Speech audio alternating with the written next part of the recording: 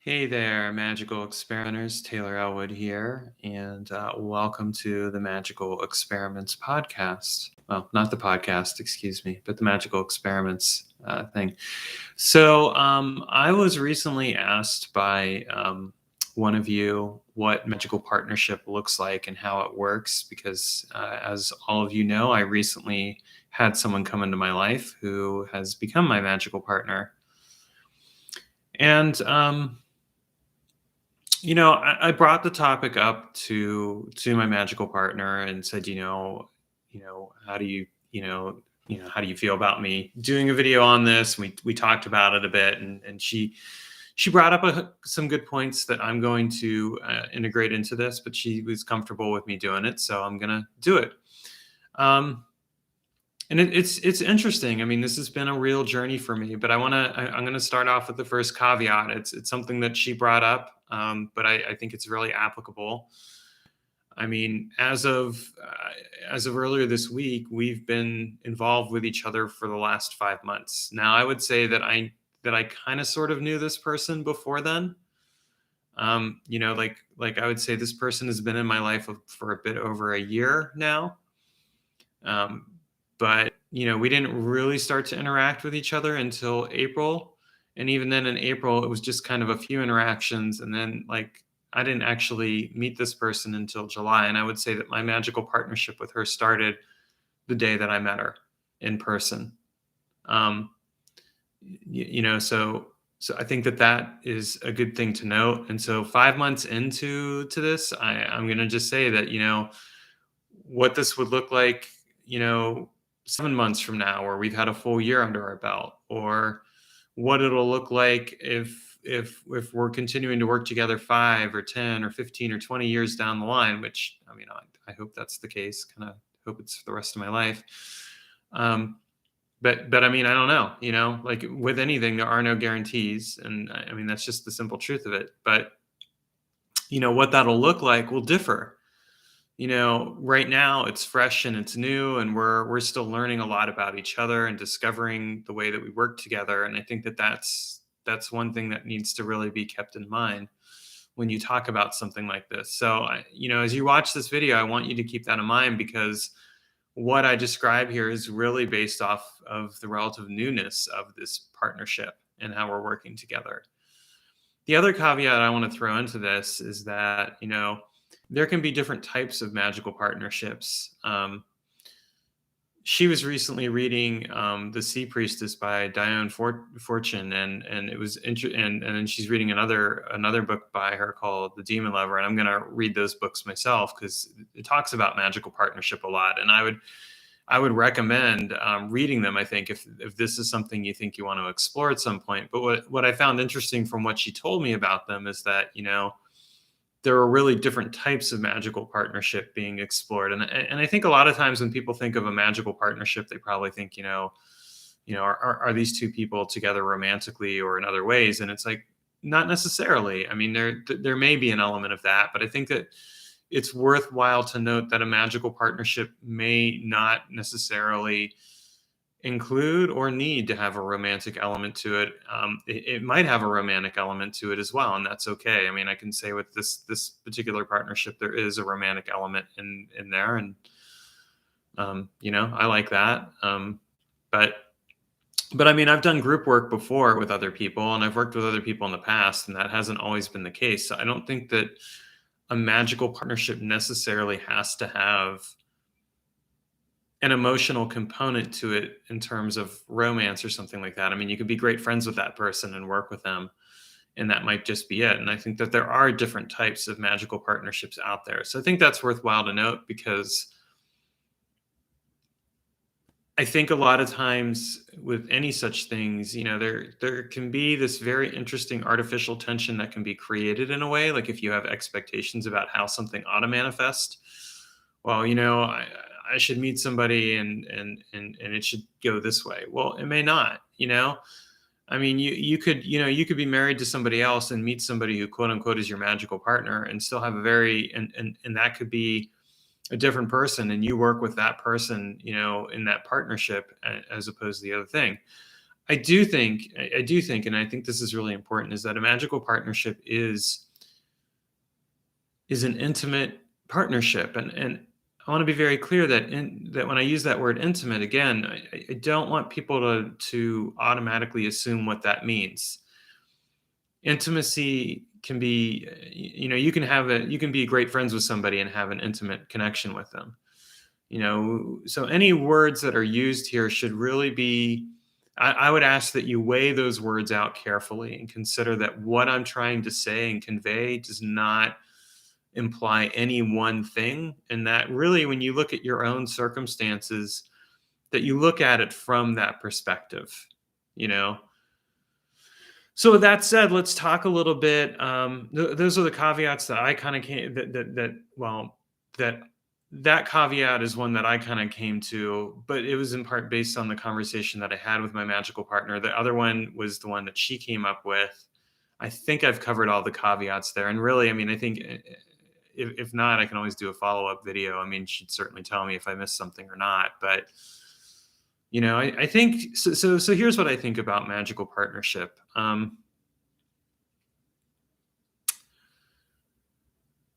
think that it's something that you don't just find with somebody. It's something that's fairly rare, and I say that because I mean I have practiced magic with different people.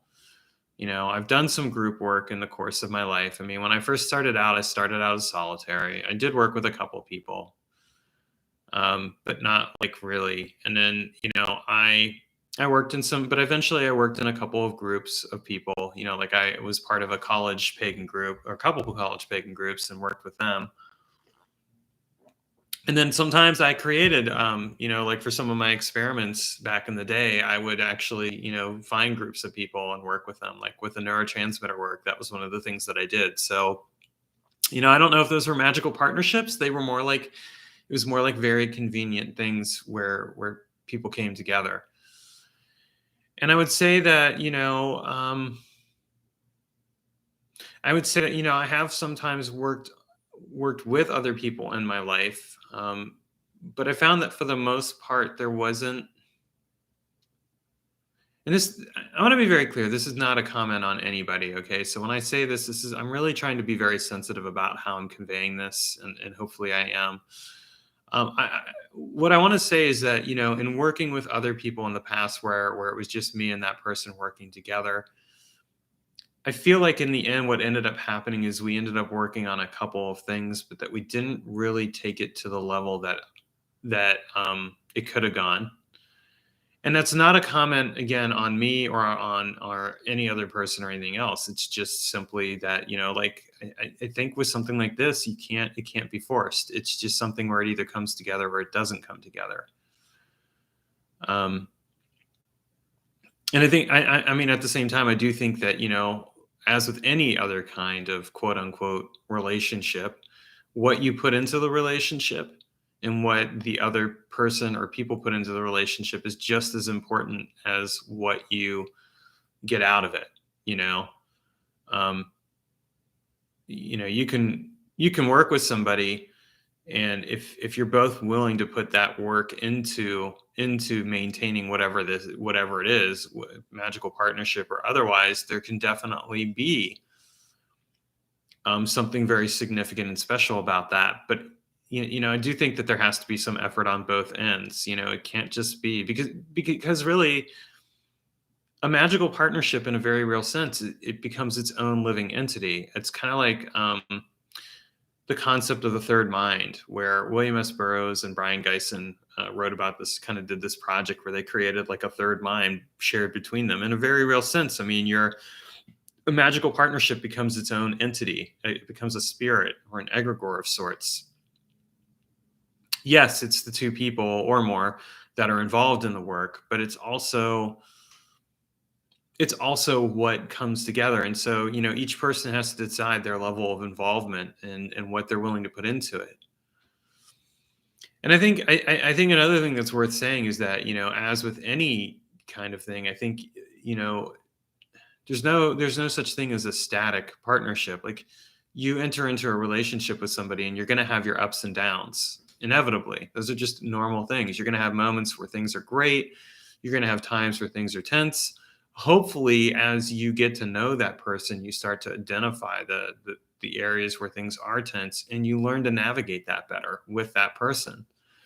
I think the same thing is true with a magical partnership. I mean, I think, yeah, you can come in with these high ideals and this idealistic notion of what you're going to be doing, but realistically, at the end of the day, it really comes down to like, what are you both willing to invest into it? And what are you willing to do to recognize like what is going to nurture that relationship, that partnership? Knowing when, for example, to back off and for each of you to do your own thing spiritually is an important lesson. And it's a lesson I learned earlier this year. Like knowing to just like knowing that, like you don't have to do everything together spiritually, and that sometimes you're going to do different things separately, and that's actually going to make the work that you do richer, because as a result, you're going to come back into that partnership with like, oh, here are these experiences. Oh yeah, and here are my experiences. Oh, that's really cool. Well, that inspires me to do this, or that inspires me to do that. And I think it's really important to have that's like a healthy approach to any kind of thing, like knowing when to relax and back off and do your own thing, and just kind of let things naturally and organically and authentically come together is important. And it's not always easy. I mean, I think it is something to be said where like that's something you learn. It's a rhythm that you learn. And so that's important. I would say in regards to magical partnership, that what I'm really discovering too is like there's a real importance for documenting things. I think it's really important to document, like whether you have like a dedicated journal, whether it's an online journal or like a book journal or something like that, where you and the other person are documenting the work that you're doing and you're documenting your experiences. And at the same time, like you're really giving space for each person to have their own experience. You know, the experience that I might have as a result of the magical working that's been done with this person may not be the same experience that person has, and that doesn't make either experience any less authentic. The other thing I think is really important, especially if like you're in a situation where you're like me, where you're sharing some stuff in the public sphere, is knowing like what to share and what not to share. There are going to be some things that should really only be for that magical partnership and shouldn't just be shared anywhere. And so knowing that is really important. I mean, as some of you may have noticed, both in my blog and on these videos, I've really dialed back what I'm sharing online, and I'm going to continue doing that. I think it's healthy. I've come to realize that part of that was because of the pandemic. I mean, I think that losing touch with all of my friends and then just kind of being in a situation that was not really healthy for me. Ultimately, I kind of I went bonkers for a while and overshared. And I've since, really recognized that. And I'm continuing to dial it back. So like knowing what to share is important, but at the same time, I think also giving credit where credit's due. And again, I mean, sometimes this is stuff that you discover where like you have the best of intention, but what you do or don't do can really kind of speak to the health of that. So I think sometimes like recently I've been doing I started getting back into candle magic, and that's definitely because of my magical partner. She's definitely influenced that work. And then I've been getting into the seasons. I did candle magic a long, long time ago. I want to be clear about that, but I hadn't done it in years. And then I met her, and that's a pretty significant part of her practice. And I was like, wow, this is really cool. I've missed this. And I didn't realize how much I missed it.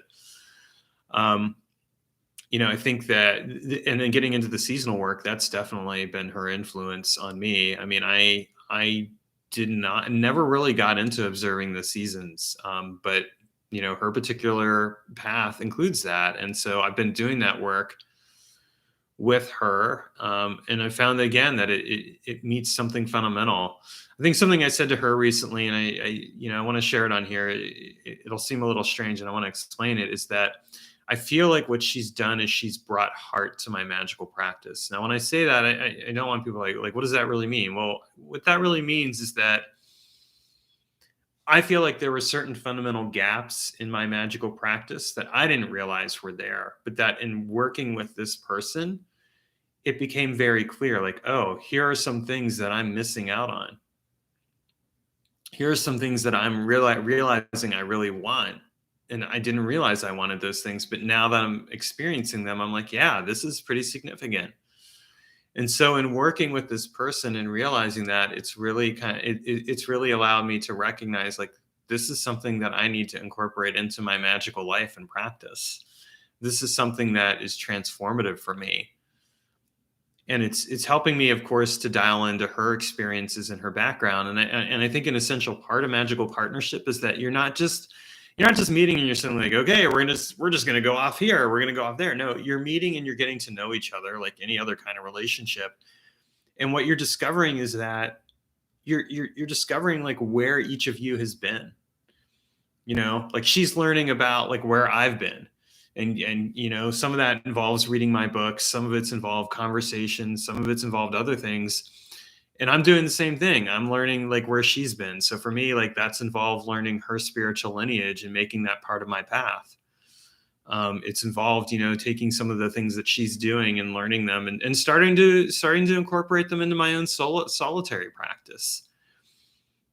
Not because I want to copy this person, because that's not what it is. It's that I want to learn where this person has been and also see how it informs my own trajectory and how it changes things. And I won't speak to her experiences on this beyond to say that, like, I mean, she has expressed somewhat similar sentiments. I think that, that's accurate, but, I mean, she basically can speak for herself if she wants to or not in regards to that. And I mean, that's really how it should be. So I say that because I just say that again, because like in my case, I'm like sharing this video and everything else. Like, I don't know really, so I'm only presenting one side of this perspective. And, and that's fine. I mean, that is what it is. It's not, but it's just important to keep that in mind.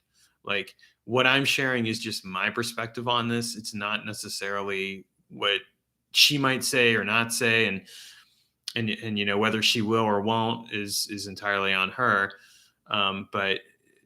But that also speaks to something else, I think, in regards to magical partnership. And I've kind of alluded to that, but I'll speak to it a little more here. You can work with somebody and one of you, like me, might be more in the public sphere or the public domain, and the other person might not. And knowing that kind of boundary is really important, I think. Because really magical partnership is not, it's not something to be done on display for other people. Sure, I've talked about some things, and yes, I'm talking about some things on here, and there may at some point down the line be further videos. I mean, I think it would be cool to come back and a couple years down the line, be able to kind of look back on this video and speak to it and say, well, yeah, there were things I said here, but then, like since then this has changed or this has transformed the way that we do things or whatever. I mean, 5 months into this, I can only tell you like this is very much something that where at least on my end, I'm learning a lot from this person and I'm discovering a lot and I'm really feeling into the relationship without trying to build expectation into it as to where it'll go. The journey is the path, is the result, I guess is what I would say. And I think that's really important too. Like you don't want to be in a hurry to get somewhere. And I think in our culture, sometimes we get so focused on being in a hurry, but like the work just has to naturally happen. One thing I think that's really useful, and we did this recently, is we sat down with pen and paper and we kind of charted out our next year. Like, what is it that we want to do for the, this coming year? What are some things that projects that we would like to work on together? And then what are some things that we want to do on our own or separately? I'll admit in my case, I'm to the point where I've done so much solitary work over the years that I'm kind of like, like in my case, as I've told her, it's like there's an open door. Like if you want to do what I'm doing, great. If you don't, that's fine too. I'll keep you in the loop as to what I'm doing, and you can decide. you know and that's me. But like, the other person might be like, well, I kind of want to do some things separately, and that's cool. And I think that's important, like knowing when to come together, and knowing when to just go and do your own thing magically, like uh, much like with any other kind of relationship, like knowing when to just do your own thing and then just naturally come together is a really important thing. And it's what I think makes a partnership work really well or not work well, depending on how things go. You just, again, what you put into it is what you get out of it. But part of what you put into it is not just putting things into it, it's knowing when to balance that and let things go. And I think a lot of times, we, well, I can say that it can be very easy to get caught up into a narrative around like what you think you want out of something, and like build in expectations. And that's not necessarily a good thing. I've learned that lesson. I've learned that lesson a lot over the years. And it's finally, I think, starting to really sink in. Like, it's really important to just let go of expectation and be with the experience as it is. And I think, like, with a magical partnership, that's even doubly more important, because like because you're not just working with the other person, you're also working with like the spirits that you're working with. So, if you're coming into this working and you have this specific idea or notion in mind, you're not really allowing it to unfold. Now, of course, there are times where it can be useful to do that. But there are also times where you might find it useful to really just let things go and be spontaneous and relaxed, or have a plan, but also be flexible with that plan. I know my approach is very much a flexible kind of based approach. It's like, I'm not invested in things having to be a certain way per se, at least when it comes to how a magical ritual or working is done. I'm very flexible about that, and I think that's really important. Where I think I've had to do some work sometimes with any such thing, and this is really not even a comment on the magical partnership that I'm in. It's really more a comment on me, if anything. Where I've had to do some work is really learning to let go of expectations around what I think the ultimate outcome will be, or what it might be. And I think that that's really important. Like, you know, knowing knowing how to really be present with what is there, instead of trying to make it go a certain direction, is key. And again, I mean, part of this is just the growing pains that I think occur, that as you work with somebody, like intimately work with them, where you're doing ritual with them, where you're sharing each other's respective spiritual paths, and you're coming together. um, that that's something that just has to happen in time. um, and it has to happen naturally. And I think that that kind of work is something that just, like, you either trust it or you don't. And part of it is really about trusting yourself and trusting your partner.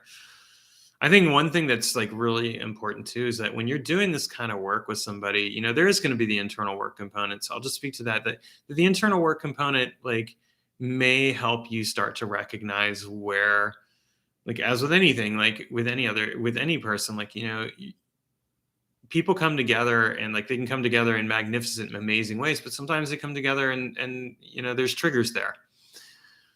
And so, like, how do you own your end of that and recognize that and step back and diffuse it, and then like and really honor the partnership itself? I think that's an important thing to really consider. And you know uh, these are all just things to really think about. So, if you find yourself fortunate enough to meet somebody that you can really truly work with, my best advice to you would be this: one, let it happen as organically and naturally as it possibly can. I mean, you're going to throw magic into the mix, and I'm just going to be honest here. When you throw magic into the mix, things are going to change and transform, and you're not n- no neither of you is going to be able to fully anticipate that.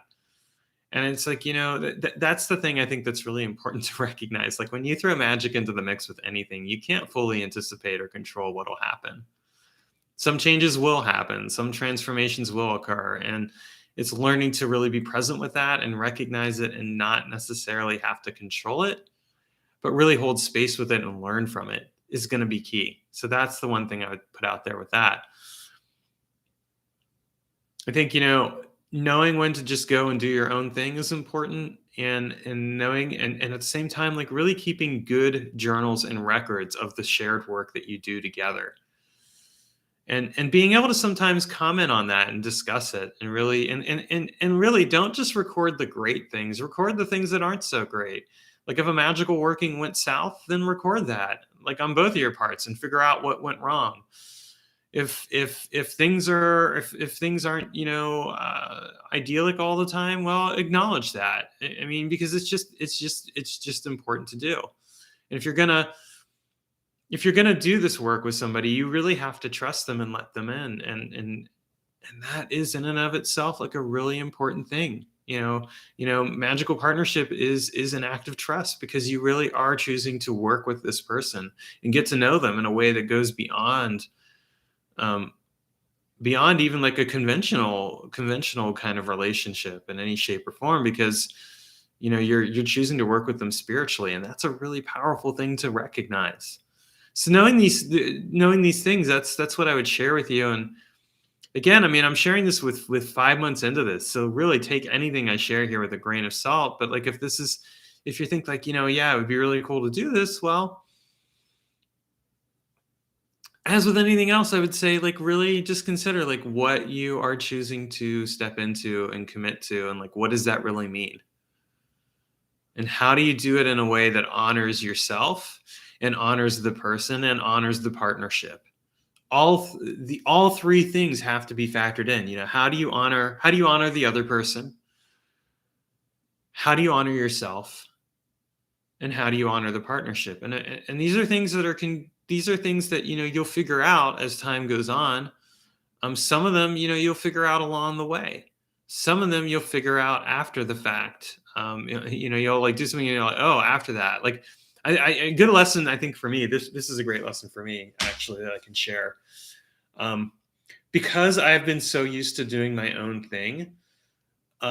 One thing I've really had to check myself on is like, oh, like I'm so used to going and doing my own thing, but like if I want to do this partnership thing, I should really be communicating about like what it is that I'm doing and wanting to do, and hey, this is what I'm working on. Whether or not the other person wants to do the work with me isn't the point. The point is that like if I'm really serious about this, I've got to communicate better about that. And that's something I've had to work on, with this, because I'm so used to just going and doing my own thing. I mean, yes, I've lived with other people where we've practiced magic together, but we haven't really intentionally set up a partnership where it's like, okay, we're going to do this work together. Sometimes we've done projects together. And there's a real difference between that. Like you can work on a project or two. That does not a magical partnership make, in my opinion. I think that, magical partnership is something where you are regularly coming together and working together. And I think okay, here's the other thing I'm going to say. This is important. Like, what is the purpose of the work? Like, what are you doing this for? It can be very easy to get caught up in the experience of the partnership and be like, well, I'm doing it for the partnership itself, but that's not really why you should be doing it. I mean, yes, you want to have a strong partnership, and certainly there are things there that are important, but like, what is the real purpose? The other day, my magical partner said something very touching, and I'm just gonna I'm gonna paraphrase it, because I don't want to use her words per se, but basically came down to we're doing this, I'm doing this work because I want to evolve as a person and a magician. I thought, yeah, I mean, that's a great purpose. So it's like if we're working together, what is the purpose of this? Why are we working together? What is the purpose? And so like I think about that and I'm like, well, the purpose of what is the purpose of this work? It's not just to quote unquote have partnership. I mean, that's great. And certainly that can be a sub purpose. Like, okay, I want to build a strong foundation. I want to have a partnership. But, what does that really mean? How does that come together? That's really an important thing to consider.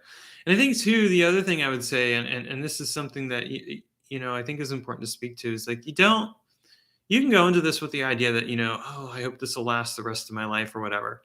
But you don't have any guarantee of that. I mean, it'll last for as long as it lasts.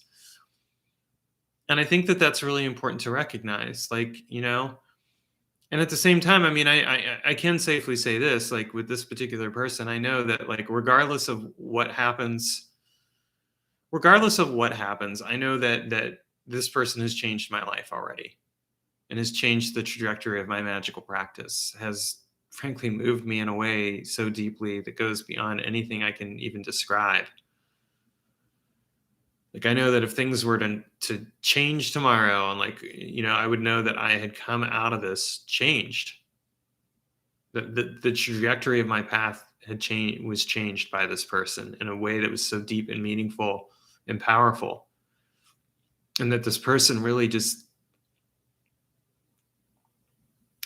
has come into my life and changed it in a way that I can't even fully describe to you. It has changed the way that I think about magic, the way that I practice magic. And I have so much respect for this person. I truly consider her to be my equal and peer.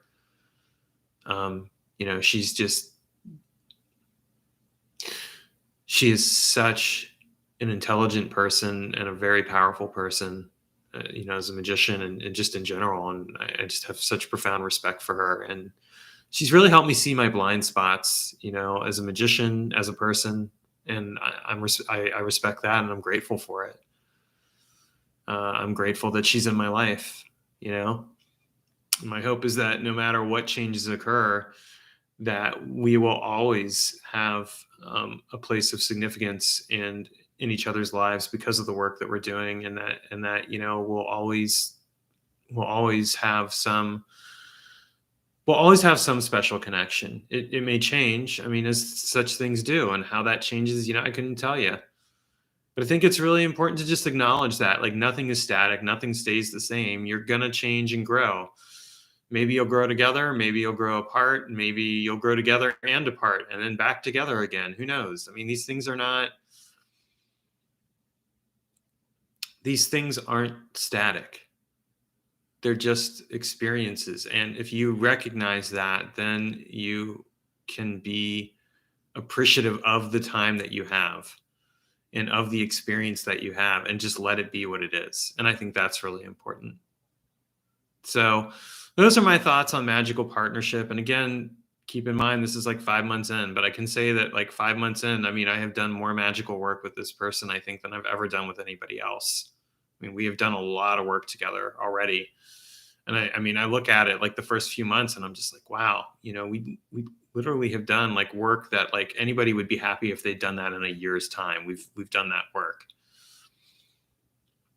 And that's very profound, and we're continuing to work together. And I think that's cool and awesome. And I mean, I do hope it lasts for the long term, but for whatever time it is, whatever season there is, I'm just going to be grateful for it and appreciative of it, and appreciative of this person in my life, because, I'm getting to learn from one of the very best people out there as far as a magician goes. And, I think that like, that's really what magical partnership is about. You're learning together, neither one of you is automatically better or smarter or whatever else or anything like that. You might have different skills, and you bring those skills. And I mean, I think the thing to say too is like, and this was something that she brought up, is that, the skill set that one person has may not necessarily be fully replicable over to the other person, but you're still going to learn something. And I think that's really important too. So like acknowledging that, and acknowledging that, yeah, the trajectory of your lives and your path and everything else will change as a result. I mean, this is something incredibly powerful. All right, so that's it, and I hope that's helpful to you. And if you ever are fortunate enough to work with somebody in that way, cherish it and appreciate it, but also just allow it to be what it is. that's the best thing you can do. And it will be the most powerful thing you can do, because then you'll truly relax into the current and have faith that it will sustain itself and sustain the other person and sustain you.